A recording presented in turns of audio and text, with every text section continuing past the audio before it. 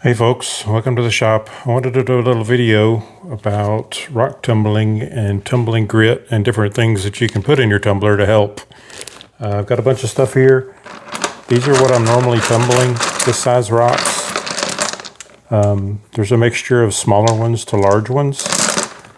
Small tumblers like this, you don't want to put too many large ones in there. You want to mix it up, get some little ones in there too, because what that'll do for you, your small stuff will get in these surfaces inside here where your big rocks can't get down in there very good. The little stuff will get down in and kind of help polish those spots. This one's pretty bad because it's a petrified wood, and I figured if I tumbled it too much to try to get those cracks out, there wouldn't be anything left. And I didn't want to smack it with a hammer because it looks pretty cool. So that's one of the reasons why you want to use different size rocks. If you've got too many of these in one tumbler, they don't move good, but they will also chip each other because they're so heavy, they'll bang into each other. That's why we use a lot of this other media, is to help cushion it. I'm going to show you some of those. You can use a lot of small pebbles if you want in with your bigger rocks. These are like parking lot gravel. There's a bunch of little jaspers in here, chert.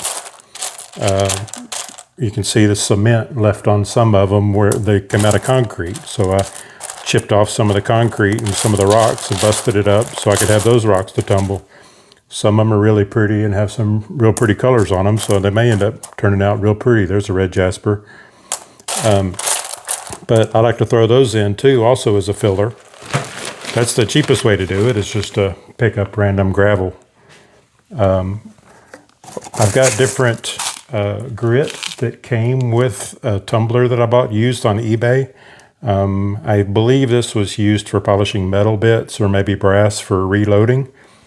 These are little bitty cylinders that are kind of gray.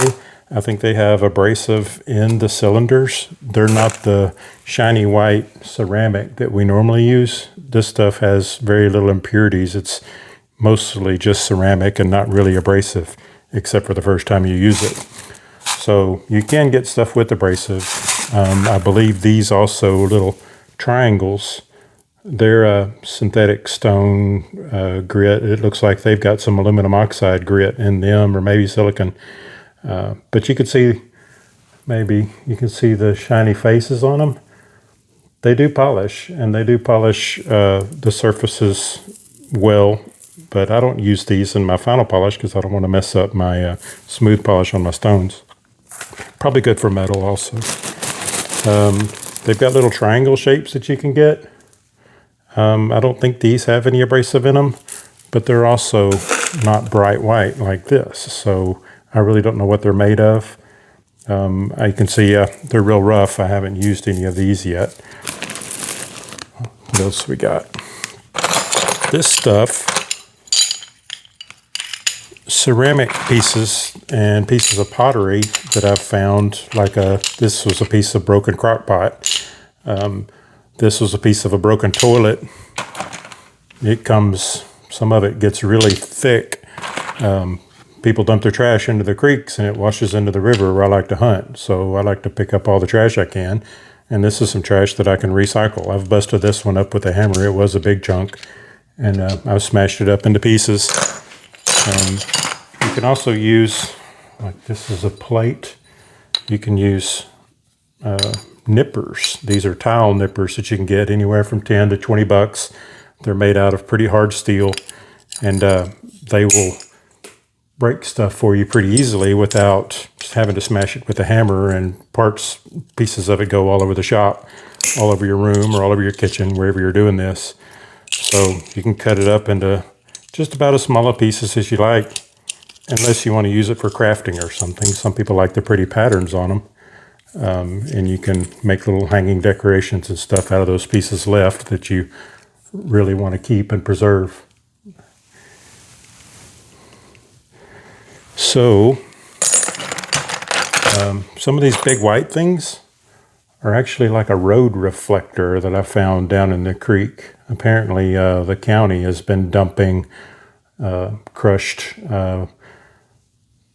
blacktop and other road bits into the creeks. That way they will control erosion, so the sides of the road won't eat out quite so fast. So they fill it up with a whole bunch of riprap kind of stuff that's recycled road stuff. I just happened to find that and busted it up, and it's also made of ceramic.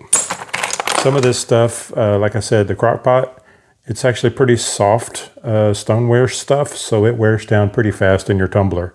But it does make a media to keep your rocks from banging into each other. And, you know, this whole tub over here was free, and I've got another 2 cardboard boxes full of stuff like that. One of the things you can do is take your old dishes. If you've got this ring on the bottom of them that feels kind of abrasive, kind of sandy looking, but they're glazed porcelain. It's usually pretty cheap porcelain, made in China. Coffee cups, and you can just smack those with a hammer and then cut up those bits. Also, don't worry, I've got my safety squints on, so I'm not going to get hurt. It's OSHA approved safety squints, so you can bust your own. Wear gloves probably. I've got a pretty dangerous project going here with all this sharp porcelain bits. But so you can take these pieces, bust them up smaller, throw those in your tumbler too. That glaze will eat off of it a little bit, and your tumbler will wear down those edges. They'll get them down pretty smooth. These have been through probably 2 tumbles, and they work really well for free. This is my favorite. These are small little ceramics that I ordered online from Amazon, pretty cheap. I'll give you some prices here in just a minute. This stuff, larger triangles. I've got mixed stuff in here because I've been using it over and over. So I've got porcelain bits in with these little triangles. These triangles have abrasive in there with it. So this makes good filler for up to about stage 3. But I don't run that stuff in stage 4 very often because I don't want the grit, whatever it is in there, messing up my polish on my rocks. I want super fine grit. This grit that's in this stuff feels like sandpaper, so it's maybe silica and maybe also some aluminum oxide or silicon carbide. So this tub you can get, it says it's 5 pounds. That's a Harbor Freight brand. I just looked it up online, and price down here in Texas right now is $19.99 for that. This whole thing will probably last you 6 months to a year, maybe even longer, because these things do wear down, but they wear down pretty slowly. They will help you if you don't want to smash dishes or anything like that, you know, or if you don't have access to gravel. One of the things I wanted to mention about this is you can go to the hardware store and you can buy bags of decorative pea gravel that are about this size. People say that works really great in your tumbler. Most of the time it's quartzites and chert and little bits of regular quartz. Maybe some junk rocks in there too, and the junk rocks will grind up pretty fast. They'll make your slurry a little bit thicker, but they'll come out in little bitty bits or you won't even see them at all. But I pick up anything that looks pretty cool in the river, and this was a little quartzite, but you can see it's chewed up really bad and cracked right down the middle. So I threw that in there for tumbling media. If it turns out a little bitty pretty rock later on down the road, that'll be great. I get a bonus, you know. One of the things I wanted to describe was filling up your tumbler barrel at least 3/4 full. So whether you do that with rocks or if you do it half rocks and half media, there's some media in there.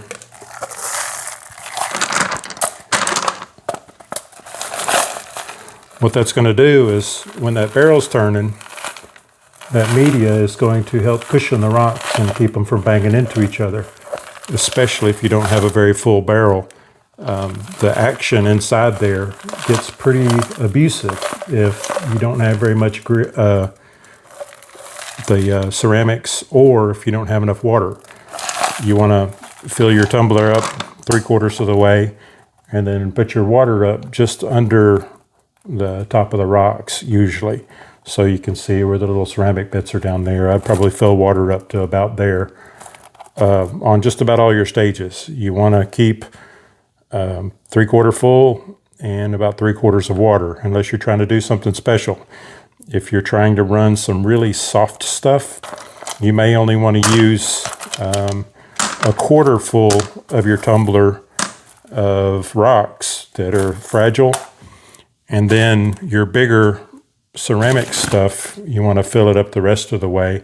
And the ceramics will act as a cushion and keep your fragile stuff from, like labradorite, maybe some, I've had problems with amethyst being kind of soft for some reason. It's supposed to be hard as quartz, but it doesn't polish well for me, the stuff that I ordered off Amazon, so I have to do special techniques like this.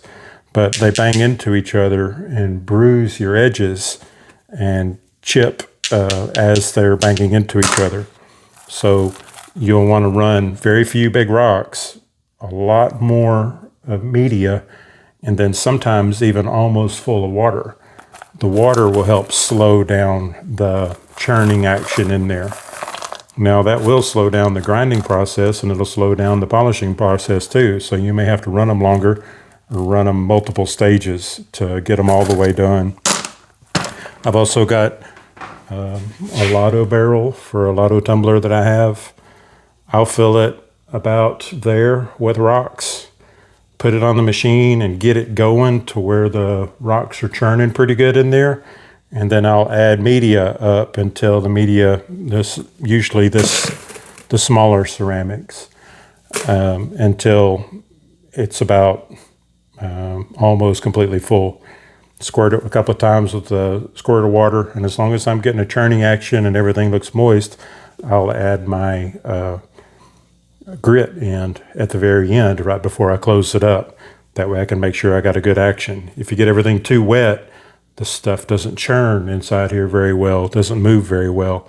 So you got to use very little water in these. But you can also do these the same way. You can fill them up about halfway with rocks and then the rest of the way with media to protect your really fragile stuff. Or if you just don't have enough big rocks and you're in a hurry and you want to go ahead, you don't want to wait until you find some more rocks or order some, you can just go ahead and fill it up with your ceramics, and then it will hopefully get your stuff polished in a short time. Also got one of these. This is a Raytech bowl.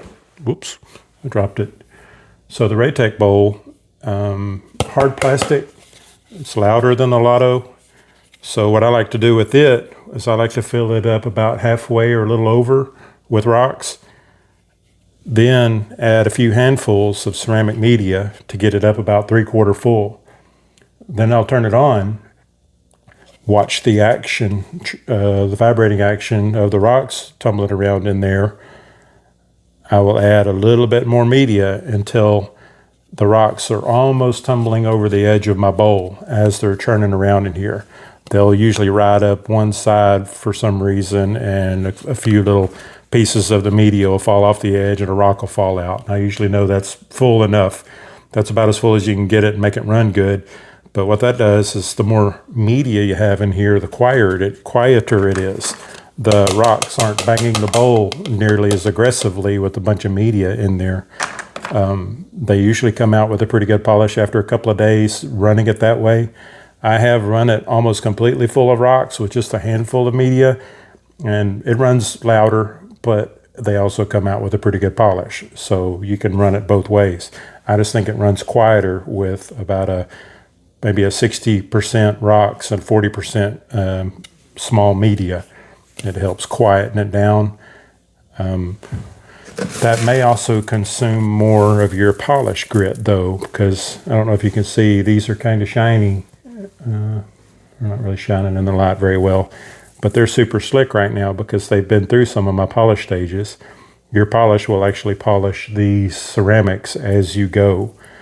Same with these other bits. Every process that you do, media gets polished, but that also means the media gets ground down to a smaller diameter, and eventually that'll be falling through your strainer, or they'll be breaking into little bits.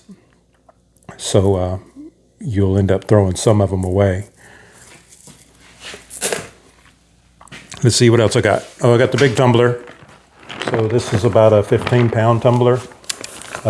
It's also, I've got it loaded up because I just pulled it off the tumbler for this video.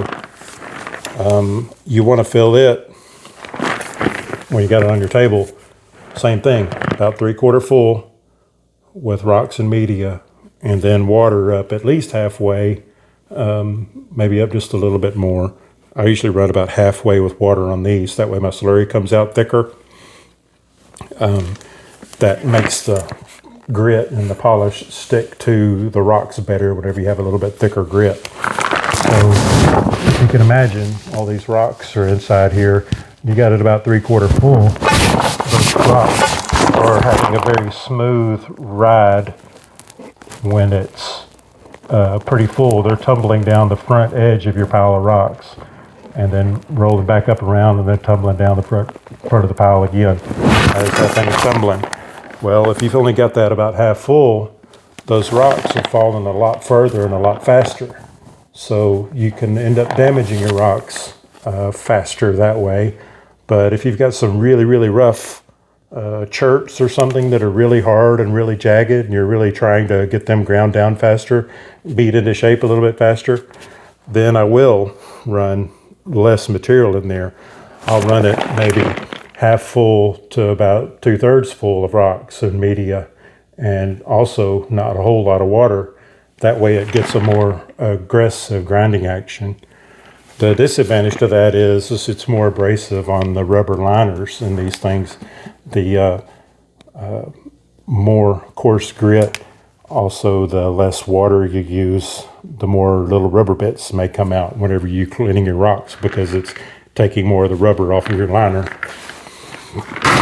This is the little rock hammer I use. It's a little shop hammer.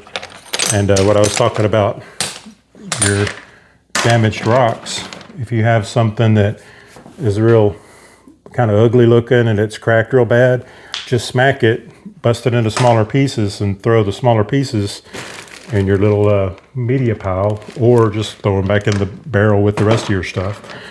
Like this one right here, it's got this huge crack down the middle of it. That won't look very good even when it gets done. So I'll set it on the workbench and smack it. Then I'll take those bits and I'll throw those bits in there. You can see this one had a big fracture running down through the middle that was full of rusty iron sand stuff. That's going to hold your grit. If I would have thrown that in there, that crack would have held a lot of my coarse grit over into my polish stages. That stuff will come out a couple of pieces at a time, and then it'll scratch your polish all up on your whole batch and ruin your whole batch. That's one of the reasons you don't want to use real ugly rocks to go on to your next stages. You want to try to polish all of these little defects out of there if you can. Like I was saying with the petrified wood, I don't always do that though, because the petrified wood has a lot of character by itself, just like it is. So many times I will tumble it just long enough to get some of this brown coating off, get down to this inner core color. But a lot of these little details I like to leave. It makes it a pain in the arse to have to take a squirt bottle and a toothbrush to try to clean all these nooks and crannies out of it. And you can use a ultrasonic cleaner to help, but they come out looking a lot more natural looking and a lot, like say, bump the camera. This one looks kind of plain, you know, it's just a plain brown rock. But on the other side, I left some of the details, imperfections. So hopefully it would still look like a piece of wood and not just a plain brown rock. Like if I would have just kept going, it would have been very, very plain to the naked eye. Some of them, they have pretty colors, but you can see I've left some of the defects on this one too, because if I kept going with it, it would be about half that size to try to get those defects out of there. And sometimes there's a whole line of porosity, kind of porous material. And if you try and try and try to get it out, you're just going to keep on grinding your rock down to nothing. But I can see, see if I can get the light to shine in there. This little line right here, it's got a bunch of druzy quartz crystals in it. I can see it sparkling at me. So that's one reason to not polish them completely clean. You might lose some real pretty details you didn't know were there. But like say this is a piece of jasper. I'll put my camera again. So it has a bunch of holes in it that go pretty deep. I don't know if you can't really tell. That's about 1/8 inch deep or a little better. If I ground and ground and ground on it in stage 1 to try to get all of those little defects out, it might be half that size, maybe even smaller, just to try to get that super smooth edge.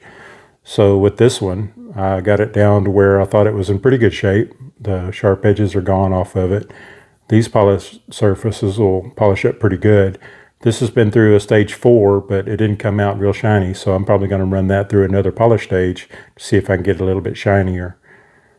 But I have to be very careful to clean it very well to make sure no grit from stage 1 or 2 gets carried over into the later stages. Let's see, what have I got to talk about? Oh, prices. So I looked up online just a little while ago on some Amazon listings. You can get stuff cheaper through other vendors like the Rock Shed. I like to support some of the smaller shops, but some of them charge you shipping too. I think Kingsley North, I think maybe you can get free shipping on stuff if you spend over $50. I think Highland Park offers free shipping the same way. Rock Shed usually charges anywhere from $8 to $10 shipping depending on how big your package is. I looked up the price for a big bag of grit. A 50-pound bag of grit was going to cost me about $150 to ship it here. So I didn't want to spend that. UPS was really going to charge a bunch of money for that little bag. So you got to really watch the shipping prices. Anyway, these small ceramics that are my favorites. I've got